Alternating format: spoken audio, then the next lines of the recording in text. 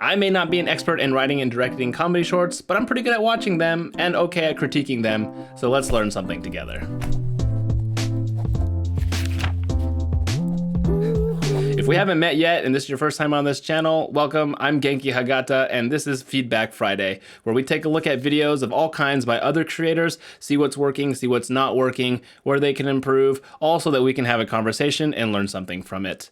Today we're looking at a comedy sketch short sent in by Daniel Song, aka SlideWreckDan, and it's a comedy short titled The Millennial Interview, all about how a millennial goes to an interview, feels awkward, and things get crazy and out of hand. My name's John. As I pointed out in the last video by Michaela Hu, a video like this is a team effort, and production quality to this level takes more than just one person, especially if that person's part of the acting crew, like Dan is. This video was made in 48 hours, which is a huge undertaking. It's made for part of a contest, and it was a group of 5 people who came together to make this thing, and big kudos for getting it done in that timeline. Take everything I say with a little bit of a grain of salt, because obviously in 48 hours you don't have too much time to refine and rewrite and everything, or get everything right in the edit, but this is a great example of what you can do in a short amount of time with limited resources. Dan's mostly looking for feedback around storytelling, emotion, and whether or not the jokes are landing and the pacing is working. He did have some questions on technical things like lighting, continuity, and color, but we'll look at it mostly through a storytelling lens, and I'll point out the technical stuff if they make a difference or if they matter at all to the story. This video is best watched all at once. I'll put a link down in the description below, but for now, let's pick it apart.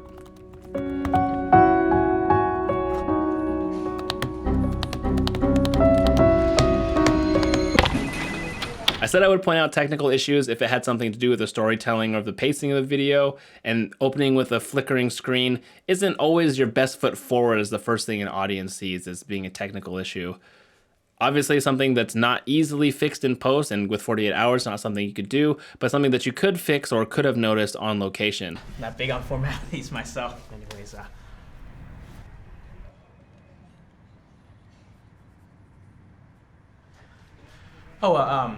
what I meant by that was, let me stop you right there, John. I like this joke a lot, this visual joke with the sign, "Be fly, wear a tie." And when we're talking about pacing and whether or not you're holding jokes for too long or not enough, based on the pacing of the rest of this video, this joke feels like it's held just a little bit too long. And when comparing it to things that do similar jokes and similar gags like The Office, where you're doing, the focus racking and looking at the camera, this one feels a little bit longer than your typical like Jim looking at the camera from The Office. So Dan pointed out that there's some compositional choices that they made to try to get the feelings of power from the interviewer and then, awkwardness from the interviewee, John, the character here in this. The composition's working and most of it does convey that emotion of awkwardness, but there are places, especially later on in the video, where you could have pushed those camera angles a little bit more dramatic to emphasize the power dynamic and the awkwardness of the interviewer. Filmmakers have used low-angle shots to depict frightening or intimidating things, like in this scene from Orson Welles' Touch of Evil.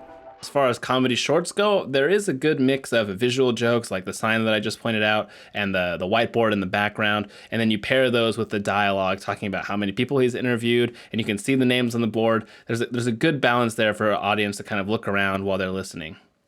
In this particular shot, the camera's kind of high over John's shoulder, giving him a little bit more power than the interviewer, which may be okay for the specific time of the film. It could just be cool to experiment with the camera angles and really push the power dynamic as it starts to shift throughout the video.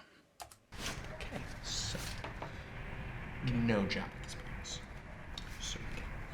This video feels like there's 3 different parts here, and the transitions between them are kind of abrupt in maybe a good way, maybe a bad way. That's up for you to judge. But the 3 parts that I see here are the initial millennial and kind of interviewer jokes and interviewee jokes. The second part is where it turns and starts to be more racially charged about Asian American jokes and being born in Texas, not really being American type of thing. What's so funny about it? I think we both know that Lubbock, Texas, it's not really where you grew up.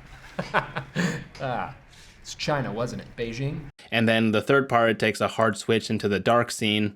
Provide for me the proper pronunciation of the following 3 P's. Pecans, pecans, or pecans.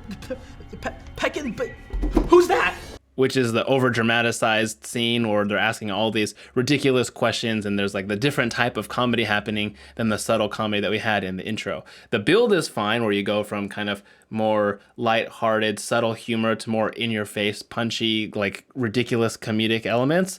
That's fine. The build works. The cuts between the three different sections, though, I feel like are a little bit abrupt and could use a little bit of smoothing out, maybe in the editing, maybe in the writing.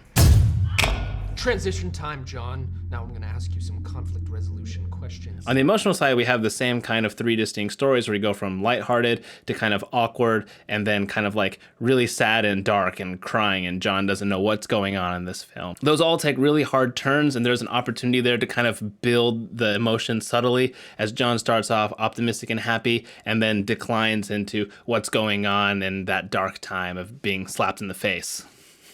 One of the things that I would always ask is when you're making a video like this is to really think about who your audience is and describe the viewer. If the viewer of this comedy sketch is probably people who have experience going on awkward interviews, millennials, and even a subset of that being Asian American millennials who can really identify with some of the jokes in the writing.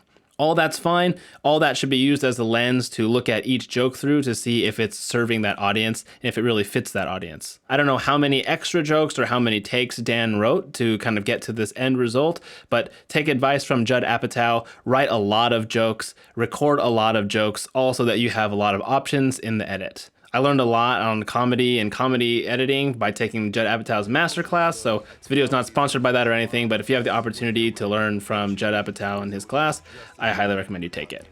And speaking of editing, I wonder if you recut this video, if you could maybe enhance the pacing or change the pacing up a little bit by cutting out some of the extra dialogue, some of the extra explanation of jokes. There's a joke in the very beginning explaining needing 30 years of experience for an entry-level job. Some of them have 30 years of experience. Wow, I mean, 30 years experience for an entry-level position? I mean, I know. that's a lot. It's a lot. Yeah. Especially when you have no experience. That's funny in itself, and there's a little bit of explanation that goes on and explains the joke. We all know that if you explain the punchline of a joke, it makes it unfunny. So cutting extra dialogue out like that could help increase the pace and make the jokes a little bit stronger and maybe feel a little bit less awkward. Another place that stands out that you might be able to take out some extra dialogue is when you're transitioning into the dark scene, when you start to go over the top. Transition time, John. Well, the interviewer says, can I ask you some conflict resolution questions? And then we kind of like have this little bit of back and forth before things start to escalate. What would it do for the pace if we just cut straight to the slap, cut straight to the dark scene? Another personal question. Slap you like that! Well, what the hell was that for? What would you do, John? And just like a good song has a rhythm to it, you should have some high points and you should have some rests. Just like a stand-up comic leaves room for the audience to laugh before delivering the next joke, you should do the same thing in your short sketches. Oh, and another thing that stand-up comics do is they make callbacks to jokes that they had at the beginning of their set. So they'll set something up or they'll have a joke at the beginning of their set, and then at the very last joke, they'll make a callback to it, they'll reference it, or they'll land a joke because of what they set up at the beginning. And Dan's done a great job here, using that tie joke at the beginning and then using that to close on. If you want to be fly, wear a tie.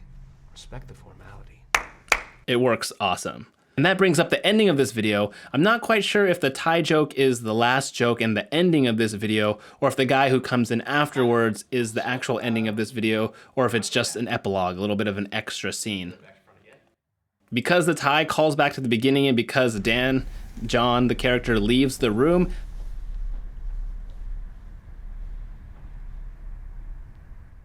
that feels like the ending, and that's the strong ending for this video. I don't know if this is a strong ending for this Feedback Friday video, but if you made it this far, make sure to hit that like button. I hope you learned something like I did. I learned a lot by breaking down Dan's work on this comedy sketch about comedy sketches and about continuity and all that sort of stuff. Make sure to check it out, if not just for the behind the scenes look to see what kind of stuff they're using to make a video of this production level.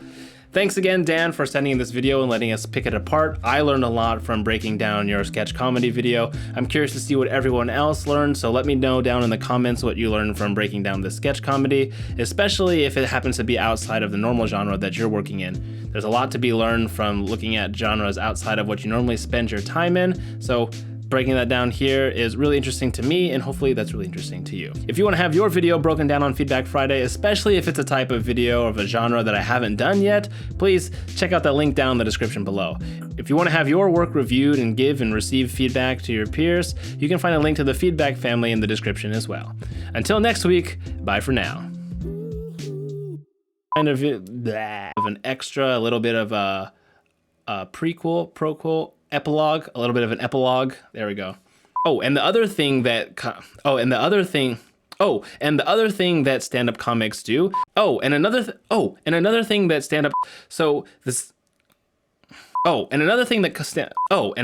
stand-up comics do is they make okay.